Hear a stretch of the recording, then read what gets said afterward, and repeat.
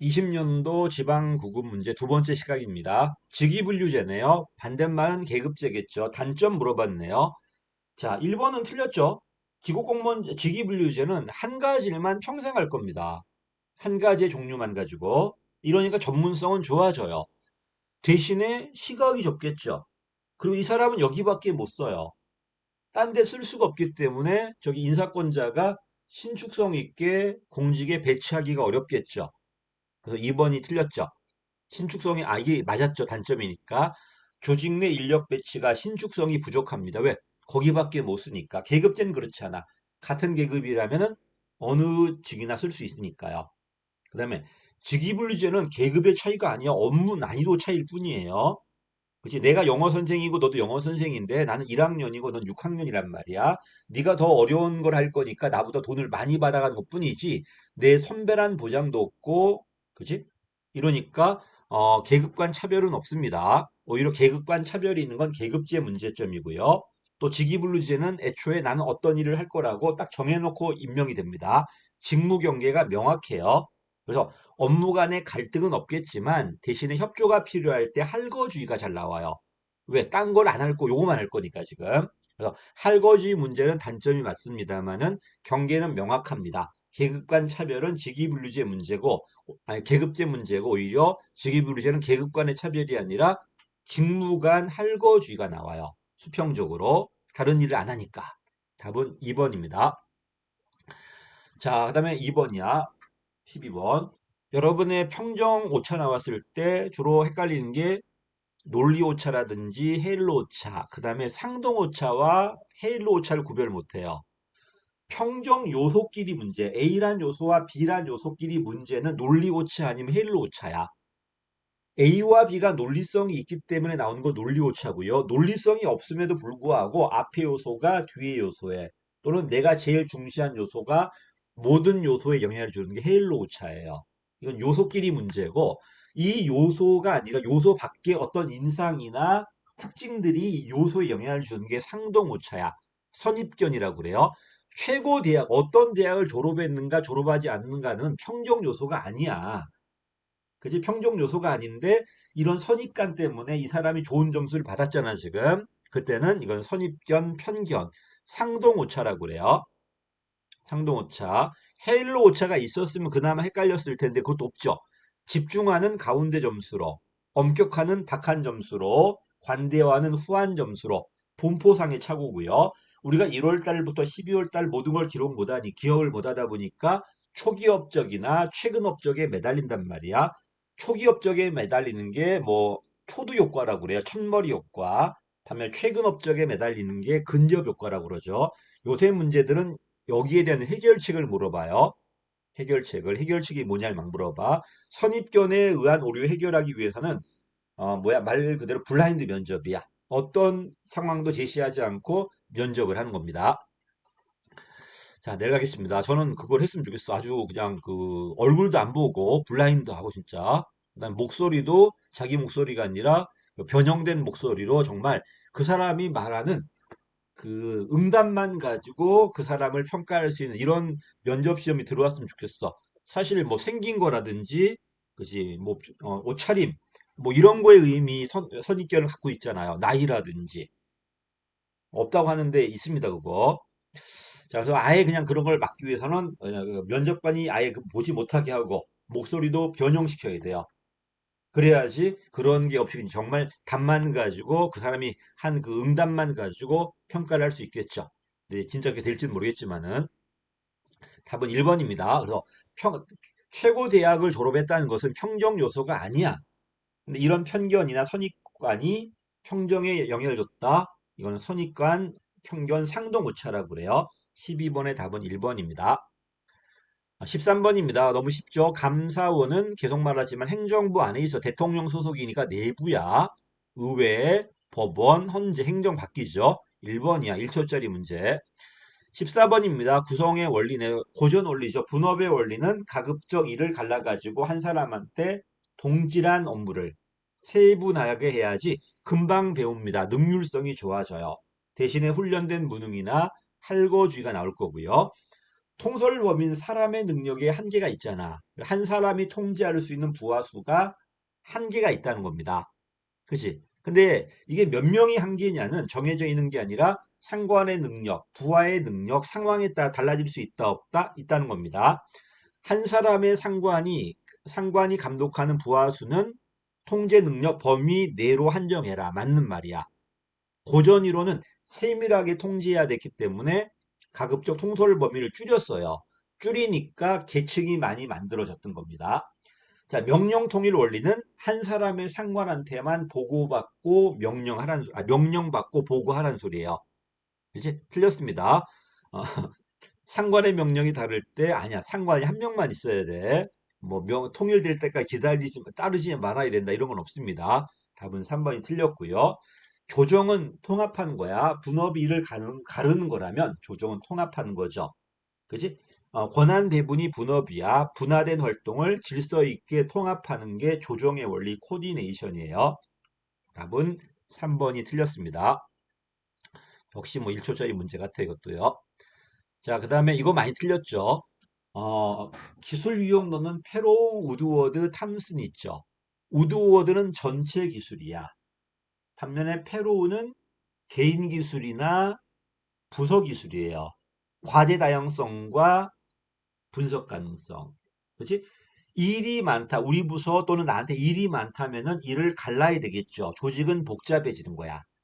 다음에 분석이 된다면은 매뉴얼이 되니까 기계 구조가 되겠죠. 그래 일이 많은데 분석이 되는 게 공학 기술. 일은 별로 없어. 일은 별로 없는데 분석이 안 되는 게 장인이잖아요. 장인. 비정형이야. 일도 되게 많고 분석도 안 돼요. 분석이 안 되는데 한 사람의 상관이 세밀하게 통제할 수 있나요? 그치? 그러니까 많은 걸 통솔 못하고 분석이 안 되기 때문에 어떻게 한다는 거야?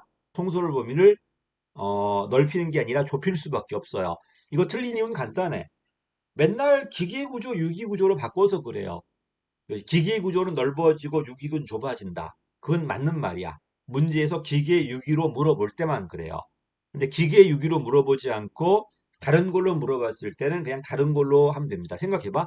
정형적 기술이야. 누구나 해도 똑같아요. 통제하기 쉬워 어려워. 쉬우니까 한 사람의 상관이 많이 통제할 수 있는 거예요. 비정형적인 거야. 비정형적인 게 유기구조다. 그런 말이 있다면은 그렇게 보면 되는데 그런 말 없잖아. 비정형적인 거야. 그러면 통제하기 쉬워 어려워? 어려워. 어려우니까 좁아지는 거예요. 다시 정형적이고 일상적 기술은 통제하기 쉬워지니까 한 사람의 상관이 많이 통제할 수 있는 거예요. 근데 비정형적인 거는 통제하기 어려우니까 작아지는 거야. 사이먼이 오죽했으면 뭐라고 그러냐면 통솔 범위의 원리는 마법의 숫자라고 그래요. 그런 거 없어요. 상황에 따라 달라져요. 통제하기 쉬워지면 넓어지는 거고 어려워지면 좁아지는 거야. 정형적 기술은 통제하기 쉬워지니까 넓어지는 거고 비정형적인 건 통제하기 어려우니까 좁아지는 겁니다. 됐죠? 정형화되었어. 일도 몇 개 안 되고 그 다음에 분석이 되죠. 이러니까 분석이 되니까 공식화되고 집권화되는 거고요. 공학은 일이 많아요. 근데 분석은 돼요. 기계가 장인이야. 분석이 안 되니까 유기구조야. 됐죠? 그래서 분석 가능해서 기계 유기가 과제 다양성에서 조직이 복잡하다 단순하다라고 해요. 그래서 일이 많으니까 복잡해지는 거고 일이 작으니까 단순해지는 거야. 답은 2번입니다. 요걸 제일 많이 틀렸어요. 됐지? 이거 틀리신 이유는 간단합니다. 자꾸 기계와 유기로 치환을 해서 그래요. 바꾸지 마. 문제에서 기계 유기로 물어보지 않은 이상은 그냥 문제 앞에 있는 X 변수와 Y 변수 관계만 물어보면 돼요. 그냥 기계 유기가 없잖아 지금. 비정형과 통솔 범위 물어보면 되는 거야 이렇게. 그래서 통솔 범위는 통제하기 쉬워지면 넓어지는 거고 작아지면 좁아지는 거야. 일상 기술은 통제하기 쉬워지는 거야. 넓어져요. 근데 어떻게 틀린 줄 알아? 일상 기술은 기계 구조니까 좁아진다는 거야. 틀렸죠? 기계 구조는 좁아지는 게 맞아. 왜? 면밀하게 세밀하게 통제하려고. 근데 그런 말이 없잖니 지금. 그냥 정형화되었다, 비정형화되었다 이렇게만 물어본 거지. 이 기계 유기로 바꾸지 않았잖아 지금. 그래서 제발 그 수학적 3단 논리 3법 쓰지 마시고 그냥 주어진 지문만 가지고 판단하는 습관을 들여야 돼요.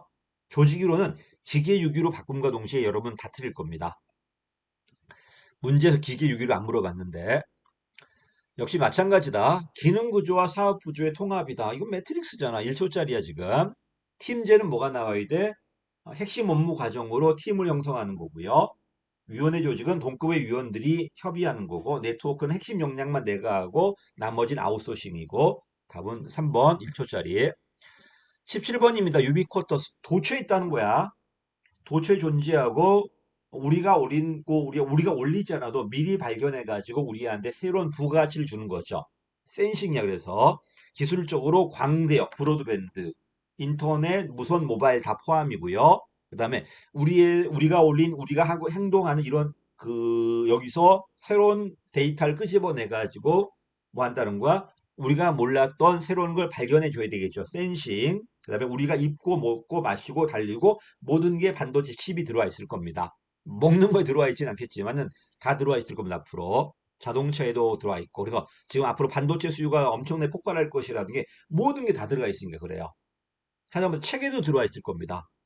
여러분이 풀다 보면 틀린 게 있을 거 아니야? 뭐가 틀렸는가를 책이 인식하고 나한테 알려줄 거예요. 이런 책이 아마 나오지 않을까 생각합니다.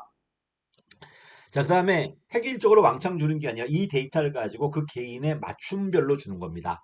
그치? 서비스 전달 측면에서 몰랐던 새로운 걸 발견하니까 지능적이고 개개인의 수요에 맞춰서 주는 겁니다. 지능이라는 게 빅데이터에서 새로운 걸 발견해 가지고 내가 몰랐던 새로운 걸 발견해서 나한테 알려주는 거야. 요구하기 전에. 언제나 어디서나 어떤 장치나 어떤 네트워크든 어떤 서비스든 다 받을 수 있다. anytime, anywhere, any device, any network, any service 해가지고 이제 다 맞습니다. 이거는 나는 센싱이라는 단어가 참 마음에 들더라고요. 그냥 단순한 센서가 아니라 센싱이죠 지금. 느끼고 지가 뭘 발견해내는 거야 지금. 책에도 칩이 들어올 거고 뭐 변기에도 들어갈 거고 뭐 다 들어올 겁니다. 우리가 지금 모든 거예요 이게. 자, 답은 다 맞는 거고요. 18번입니다. 민원입니다. 민원 말 그대로 국민이 국가한테 뭘 원하면 들어주는 거죠. 고충도 되고 의견도 되고 다 됩니다. 서비스를 전달하는 전달 행정이나 맞는 말이고 원칙적으로 행정기관은 안 돼요. 안 됩니다. 행정기관은 안 됩니다. 근데 예외적으로 행정기관이 사경제 주체라면 가능합니다. 만약에 도가 없다면 이거는 틀렸을 거예요.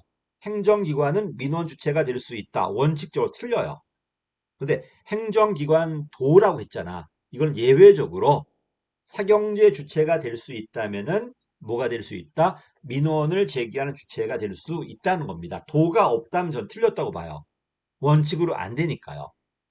그렇지? 원칙과 예외가 있다. 원칙이 답이잖아. 사경제 주체란 용어가 붙지 않았잖아요.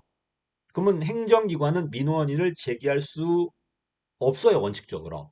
근데 도가 붙었기 때문에 이런 경우라면 가능할 수도 있잖아요. 그러니까 도라는 단어 때문에 예외가 들어갈 수 있다는 겁니다. 니은도 맞습니다. 그리고 고충민원은 구제수단입니다.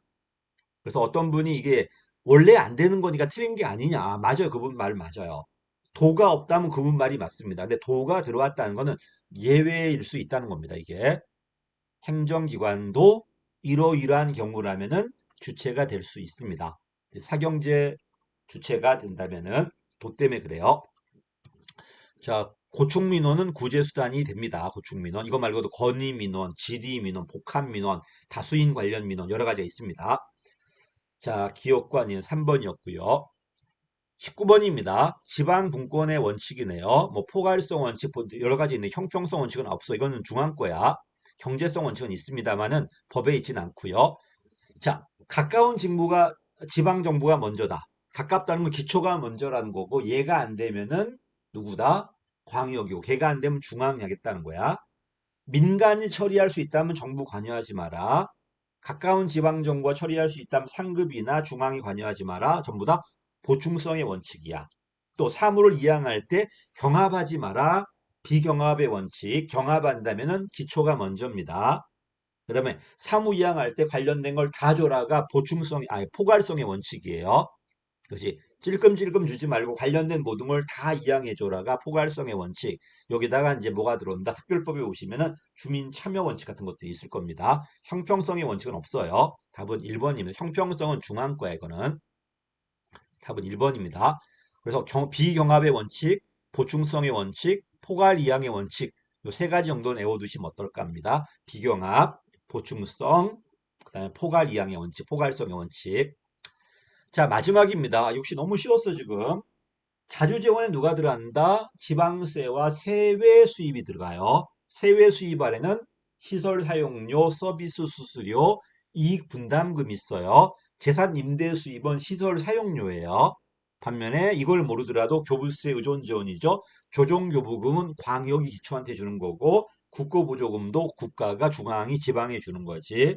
딴 거 몰라도 답은 2번이야. 재산 임대 수입은 뭐다 이거는 시설 사용료입니다.